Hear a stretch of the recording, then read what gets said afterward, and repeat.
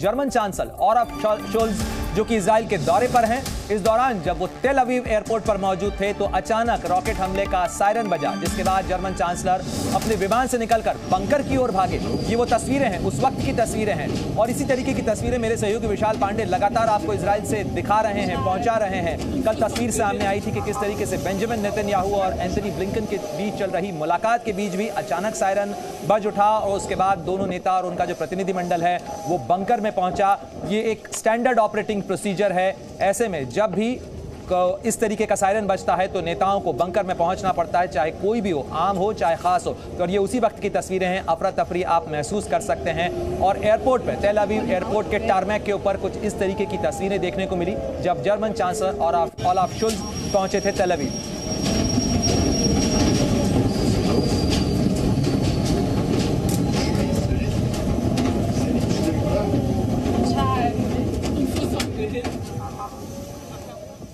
और इन तस्वीरों के साथ ही मैं रुक करना चाहूंगा, विशाल लगातार हमारे साथ जुड़े हुए। विशाल, एक बार फिर वही तस्वीरें सामने आई, सायरन रह रह के बज रहे हैं, आप भी लगातार वो तस्वीरें पहुंचा रहे हैं। भय अभी भी बरकरार है इजराइल के अंदर, तेल अवीव में। बिल्कुल, देखिए तेल अवीव में सायरन लगभग हर 1-2 घंटे पे ज़रूर कई बार बज जाते हैं और यहाँ पर लोगों को बंकर की तरफ जाना पड़ता है, क्योंकि ये नहीं पता है कि वो रॉकेट कहीं गिरने में अगर सफल हो गया, अगर आयरन डोम उसको नहीं रोक पाया तो किस इलाके में जाकर गिरेगा। इसलिए सुरक्षा कारणों के चलते लोगों को तुरंत बंकर की तरफ भागना पड़ता है। और हमें भी, हम जिस होटल में रुकते हैं तेल अवीव में, वहाँ पर भी हमें कई बार बंकर की तरफ जाना पड़ता है। इसके अलावा जब हम युद्ध के मैदान में गाजा बॉर्डर के आसपास रहते हैं, अगर आसपास कोई बंकर नहीं तो हमें ज़मीन पर ही लेटना पड़ता है, अपने हाथ को सिर के ऊपर रखते हुए। तो ये हालात यहां पर बने हुए, क्योंकि हमास की तरफ से रॉकेट के हमले रुक नहीं रहे हैं। हालांकि इजराइल का जो आयरन डोम है, जो एयर डिफेंस सिस्टम है, वो काफी मजबूती से इन दिनों काम करता है। विशाल, जरा ये भी बताइएगा कि आज अमेरिका के राष्ट्रपति को वहां पहुंचना है, अमेरिका के खिलाफ भी खासी नाराजगी है पूरे इलाके के अंदर, और ऐसे में क्या कुछ खास इंतजाम किए गए हैं कि उनका ये जो दौरा है, उनकी जो लैंडिंग है एयरफोर्स 1 की, वो सुरक्षित हो सके?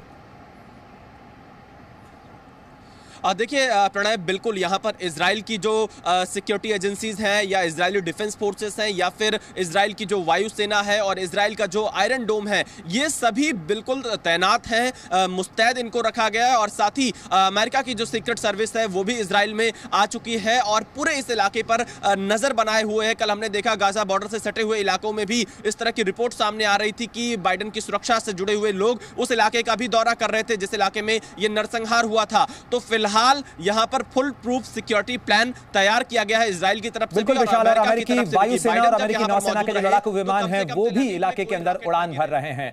और एक बड़ी खबर आपको बता दें, तुर्की की राजधानी इस्तांबुल में प्रदर्शनकारियों ने इजरायली कॉन्सुलेट के बाहर प्रदर्शन किया और यह प्रदर्शन इतना खतरनाक हो गया कि उन्हें तितर बितर करने के लिए वाटर कैनन का इस्तेमाल करना पड़ा। और ये तस्वीरें उस समय के प्रदर्शन की हैं और दुनिया के कई देशों के अंदर इसी तरीके के प्रदर्शन की तस्वीरें बीती रात सामने आई। लेबनान की राजधानी बेरूत के अंदर अमेरिकी दूतावास के बाहर प्रदर्शन किया गया। ये तस्वीरें इजराइल के और हमास के बीच चल रही जंग के बीच अमेरिका की भूमिका को लेकर हैं, जिसके अंदर लोगों की नाराजगी इजराइल और अमेरिका के खिलाफ भी देखने को मिल रही है। ये तस्वीरें इस्तांबुल की तस्वीरें हैं। तुर्की के अंदर भी बड़ी पैमाने पर प्रदर्शन हो रहे हैं और इन प्रदर्शनों के निशाने पर इस समय इजराइल के खिलाफ नाराजगी है। ऐसे में कई लोगों ने इजरायली कॉन्सुलेट के बाहर हमास और फिलिस्तीन का झंडा लगा दिया। इसी तरीके की तस्वीरें लेबनान की राजधानी बेरूत से देखने को मिली। इराक की राजधानी बगदाद के अंदर भी इसी तरीके से अमेरिकी दूतावास के कंपाउंड के बाहर भारी संख्या में लोग जमा हुए और यहां तक कि ईरान की राजधानी तेहरान के अंदर भी बड़ी संख्या में प्रदर्शन रैलियां निकाली गई।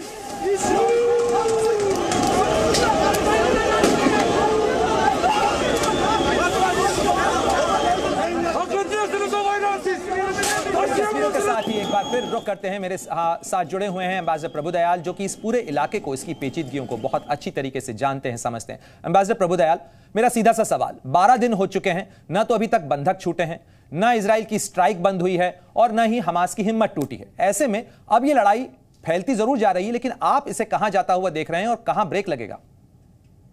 देखिए, सिचुएशन और कॉम्प्लिकेट होती जा रही है। पहले सिर्फ हॉस्टेजेस थे, फिर इजराइल ने जो रिटेलिएटरी स्ट्राइक किया उससे बड़ी संख्या में फलस्तीनी मरे और बेघर हुए और अरब कंट्रीज में थोड़ा गुस्सा बढ़ा। मैंने ये देखा कि एक एक करके अरब कंट्रीज इजराइल के साथ रिलेशंस नॉर्मलाइज कर रही थी। सबसे पहले इजिप्ट ने, जब मैं वहां पोस्टेड था 1978 में, उसके बाद जॉर्डन ने, यूएई ने, बहरीन, सूडान, मोरक्को, इन सब ने नॉर्मलाइज किए। ईरान एक मुस्लिम देश रहा है जो कभी भी इजराइल के साथ अच्छे ताल्लुकात बनाने की सोचता भी नहीं है। सऊदी अरेबिया के साथ भी नॉर्मलाइज हो रहे थे। अब इन सब पे लगता है कि पानी फिर गया है। ये जो अरब कंट्रीज के आगे पॉलिसीज निकलनी थी कि किस तरह से इजराइल के साथ रिश्ते बनाए जाएं, इस पे वो अब पुनर्विचार करेंगे। और मुझे ये लगता है कि अभी हिजबुल्लाह का जो इन्वॉल्वमेंट है लेबनान से, वो बढ़ेगा और ईरान और अग्रेसिव होता जाएगा। Arab countries, Saudi Arabia, Kuwait, UAE, Egypt, इन सब ने इजराइल को कंडेम किया है कि उसने हॉस्पिटल की बॉम्बिंग की है।